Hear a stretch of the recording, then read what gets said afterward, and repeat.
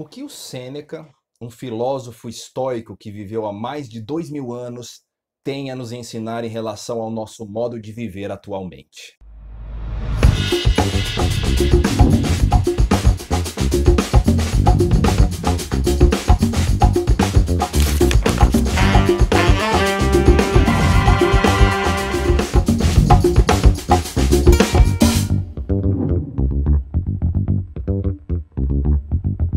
Hoje nós vamos falar sobre um filósofo que viveu na nossa era, no século I da era cristã, chamado Sêneca, um filósofo romano.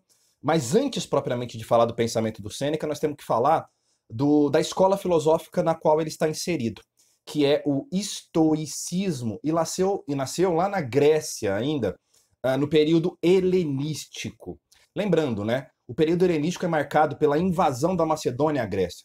A Grécia perdeu a sua autonomia, perdeu a questão da polis, da cidadania. O Filipe e depois o Alexandre o Grande, que invadiram a Grécia, mudaram completamente o cenário geográfico e histórico da Grécia. Nesse período, surgiram então 4 grandes movimentos filosóficos: o cinismo, o ceticismo, o epicurismo e o estoicismo.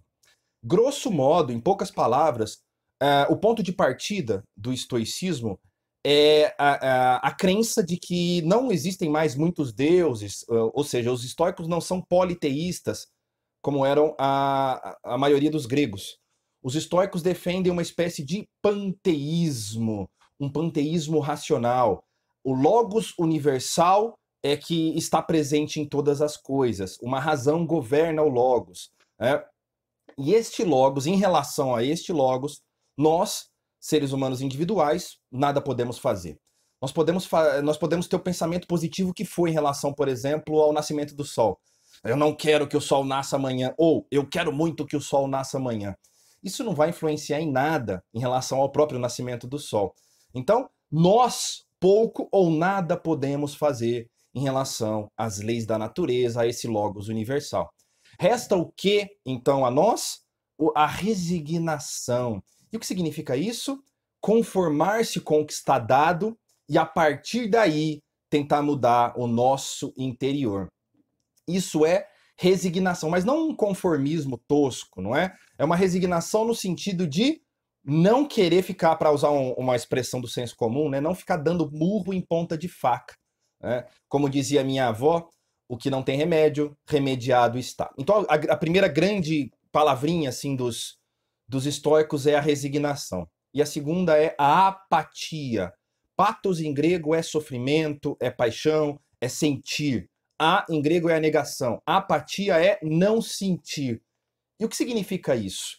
Se eu me sinto demais, se eu sinto demais as dores do mundo, eu não consigo sequer viver, não é? Então, o que o estoico nos ensina? Para a gente levar uma vida tranquila, uma vida de ataraxia, sem as perturbações da alma, né? As coisas do mundo exterior não podem nos afetar, de modo que nós fiquemos tranquilos, harmônicos e possamos meditar e pensar em nossos interiores. É neste contexto que surge o pensamento do Sêneca. O Sêneca é muito famoso nas redes sociais, né? Porque existem várias passagens muito potentes de um livrinho dele, de um dos livrinhos dele, né? Esse livrinho sobre o qual eu estou falando se chama A Brevidade da Vida. E sobre ele eu quero me ater em 2 aspectos. O primeiro deles é sobre a duração da própria vida. E a grande maioria das pessoas, desde aquele tempo até hoje, ficam reclamando, né, que a vida é muito curta, que não dá tempo de fazer as coisas, mas o Sêneca propõe uma reflexão para a gente. Será que a vida é mesmo curta? Ou será que nós perdemos tempo fazendo coisas que não acrescentam em nada à nossa existência? Será que vamos pegar os dias de hoje, né? Será que a gente não fica perdendo tempo demais com redes sociais? Será que a gente não fica tempo demais escutando reclamações de pessoas ou nós mesmos reclamando da nossa vida? Será que a gente não perde tempo demais com conhecimentos inúteis? Sei lá, 10 coisas os 10 maiores hambúrgueres de todos os tempos. Será que a gente não perde tempo?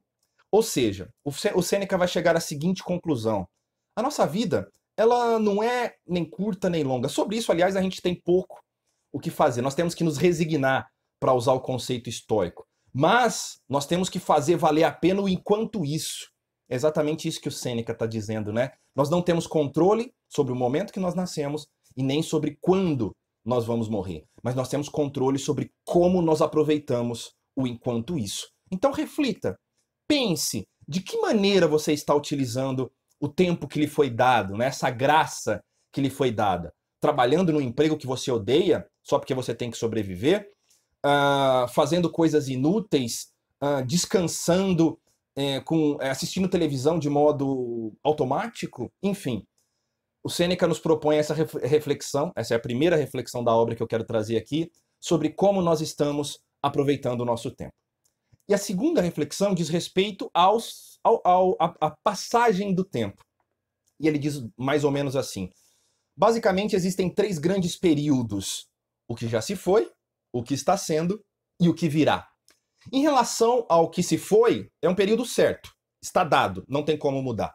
Em relação ao que está sendo, ou seja, o presente, ele é muito rápido, ele é muito efêmero, ele é muito fluido, ele escorre entre os dedos. E em relação ao futuro, ele é duvidoso. Muito bem, o que nós temos de certo é o nosso passado. De que maneira, então, nós estamos lidando com o nosso passado? Pergunta Sêneca.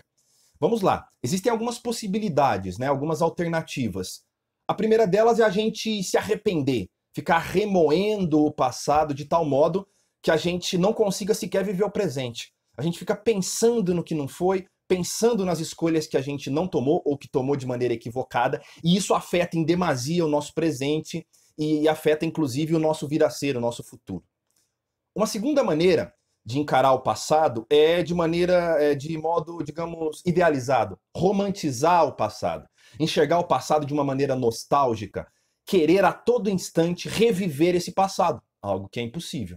Então vamos lá. Ele diz que não é nem para ficar remoendo o passado em forma de arrependimento e nem para ficar de uma maneira nostálgica tentando reviver esse passado. Como é a maneira correta de analisar o passado segundo Sêneca? De modo crítico, avaliando o tempo inteiro o modo como nós vivemos até hoje, para que nós possamos tomar as escolhas adequadas no presente e as escolhas do futuro também sejam mais, digamos, moderadas. O que conta para o Sêneca é o equilíbrio, e isso a gente chama em filosofia de vida boa ou boa vida. A vida boa em Sêneca, então, é ter a tranquilidade, é não se deixar perturbar pelos eventos exteriores, saber lidar com o seu passado de maneira crítica e saber utilizar o tempo que você tem para não desperdiçá-lo, porque esta é a coisa mais valiosa que existe.